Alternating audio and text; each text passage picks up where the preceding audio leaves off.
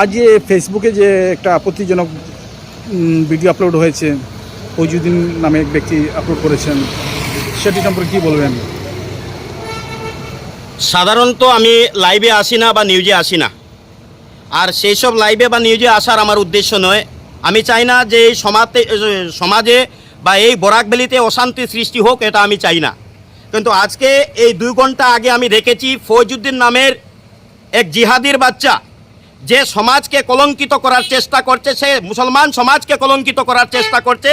সে openly live ভিডিওর মাধ্যমে বলছে এই শুক্রবার নাকি আর পেশকারের জাঙ্গাল থেকে সোনাই ভাগা ধলাই কাবগঞ্জ পর্যন্ত প্রত্যেকটা পয়েন্টে পয়েন্টে আর 2টা করে গরু কাটা হবে। সে বলেছে সরকার নাকি অফার দিয়েছে 500 টাকা করে সে গরু বিক্রি করবে এবং সমস্ত গরু সে দেবে। সে এই লাইভের মাধ্যমে সমস্ত মুসলমান সমাজকে দা কুড়াল নিয়ে আর উপস্থিত থাকার অনুরোধ করিয়েছে। আমি এই লাইভের মাধ্যমে আপনার মিডিয়ার মাধ্যমে আমি প্রশাসনকে বলে দিতে চাই, এই ধরনের কুলাঙ্গারকে আমরা এফআইআর দেওয়ার আগ পর্যন্ত যাতে অ্যারেস্ট করা হয়। এই ধরনের কুলাঙ্গার সমাজে থাকার কোনো অধিকার নেই। যদি আমি আজকের দিনে ওপেনলি চ্যালেঞ্জ করে দিতে চাই, যদি এই ধরনের কুলাঙ্গারকে আমরা পেয়ে থাকি, তার গরু কাটা আমরা বের করে দেব। আমরা কি করব সে কোনো বুঝতে পারছে না। হিন্দু সমাজ শান্তির বার্তা দিতে চায়, হিন্দু সমাজ কারোর উপরে আঘাত করতে চায় না।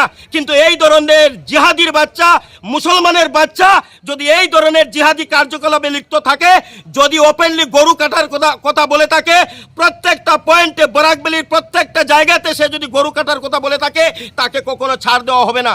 আমি আপনার মাধ্যমে কাছাড়ের police super, senior police super Partha Pratim Das মহাশয়কে অনুরোধ করছি, উনি যাতে ওকে অতি সত্বর যাতে অ্যারেস্ট করেন।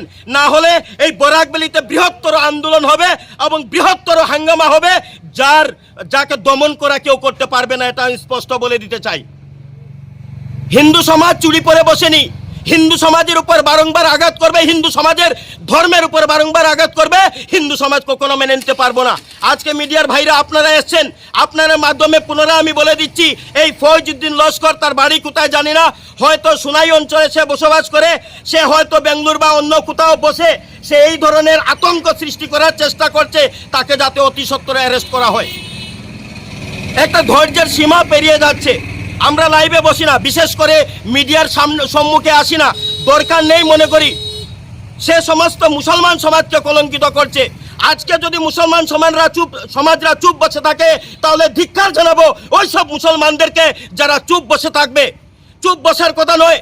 আজকে যদি তোমাদের মুসলমান সমাজের মধ্যে একজন দাঁড়িয়ে ওপেনলি গরু কাটবে, প্রত্যেকটা পয়েন্টে পয়েন্টে যদি বলে দেয়, তাহলে আমরাও বলে দিতে চাই হিন্দু সমাজের মানুষ চুরি পরে বসেনি, আমরাও তার সদুত্তর দেব, এটা সাফ জানিয়ে দিচ্ছি। আমি পুনরায় এই লাইভের মাধ্যমে কাছাড়ের police super, senior police super Partha Pratim Das মহাশয়কে অনুরোধ করব, আপনি যাহাতে ওকে অতি সত্বর গ্রেপ্তার করেন। শুধু গ্রেপ্তার করলে চলবে না, বারংবার এফআইআর করতে কোনো সমাজের লোক আসবে না, তাই ওকে এনকাউন্টার করা উচিত, এটা আমি মনে করি।